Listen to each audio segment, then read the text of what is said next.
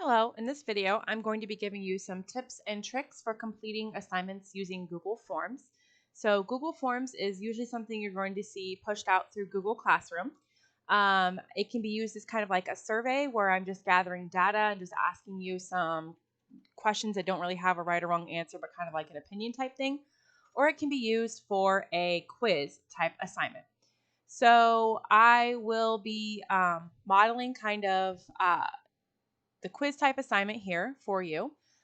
So you're going to go ahead and if you're in my tech class, you're going to be completing assignment number 13 that goes along with this. So one of the things about Forms is that since we will now have managed Chromebooks, it will allow us to kind of put this in a lockdown browser, which allows you to not open up any other tabs and kind of prevents you from navigating anywhere else on the screen. If you do attempt to try to do that, it will automatically submit the form for you. So then you will just get a grade for whatever you have. So I would highly suggest that when you see that it's locked down, you don't attempt to bypass that because it would not be in your best interest to do so. So you will notice that if I attempt to take this quiz on a device that is not our managed Chromebooks, it's not going to let me access it, which is why it's important that if you are doing this at home, you are using the device the school provided for you. Otherwise, you are not going to be able to access the quiz. But for the purpose of this assignment, I'm going to go ahead and turn that part off so that you can see what the actual forms look like. So this is basically just going to introduce you to the types of questions and different media that you can view in a Google Forms assignment.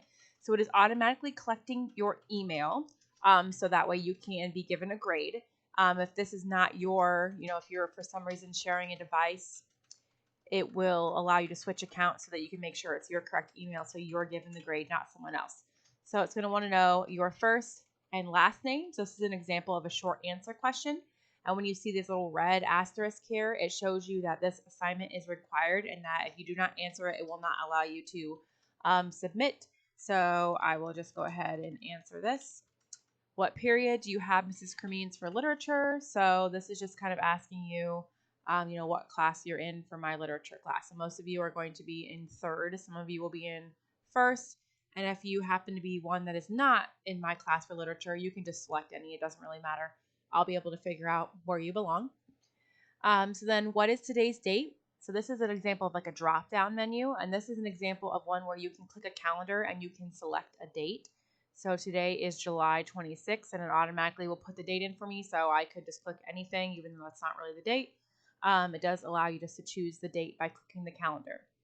Okay, so you can view images in Google Forms.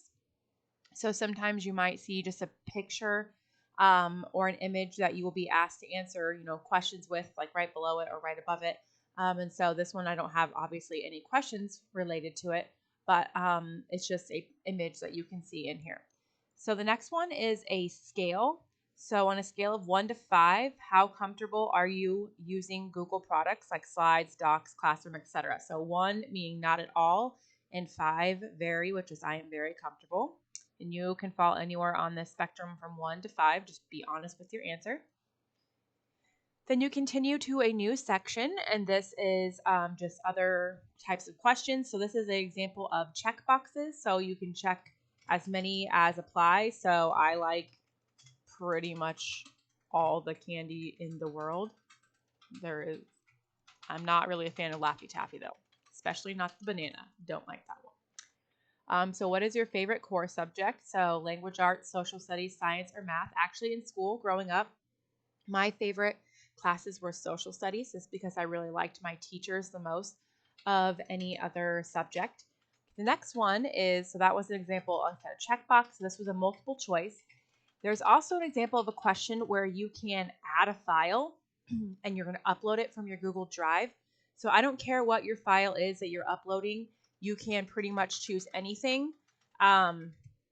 These are videos, so I'm just going to grab that one just because it's something that I have.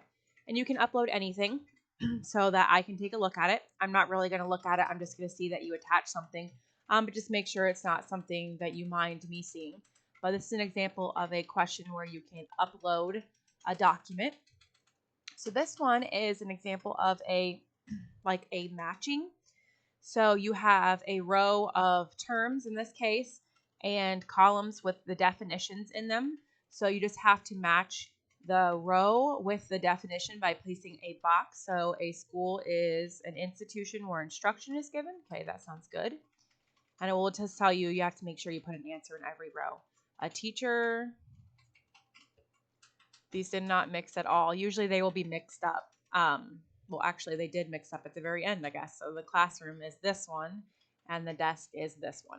So then you'll see that each row will have one answer selected, and it corresponds to the column that matches the term in this case. So this can kind of be used for vocabulary matching or like date matching. If you're in like a social studies class, you can have, the date of a historical event and the event and kind of match these up.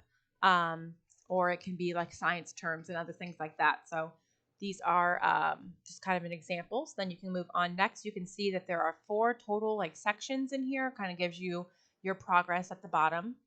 And then last, you're going to write a short response in complete sentences explaining how you feel about our current school situation. So I'm just going to, type some random letters so it will allow me to submit. But you, of course, will be actually answering just a short, I'm not expecting a giant essay or anything. Just a few sentences, just kind of explaining how you feel about the situation regarding us being back in school and the circumstances surrounding that, which hopefully as of, we are now supposedly going back 5 days a week until 1:30, but that could change by the time you actually see this video because they change things constantly. So once you have written a short, complete sentence response just talking about how you feel about the school situation, then you will submit the form. And it was submitted. It's marked as done, so automatically you can just open the assignment and you can see that this has been submitted. There's no work attached because I, as a teacher, actually have to go in the form and look at your response, which is why it collects your email address and asks for your name so I can find it easily. And then once I grade the assignment, then I will, this will say turned in and it will give you a grade out of 10 points. So that is all the different types of questions that you would see in a Google form assignment. So it's pretty varied. There's all different kinds of ways that you can submit your answers, submit files, and answer all different kinds of questions. So hopefully as you see them and use them in class, you kind of get familiar with the different ways that you can be asked to demonstrate what you know. So that is my video on the tips and tricks for using Google Forms.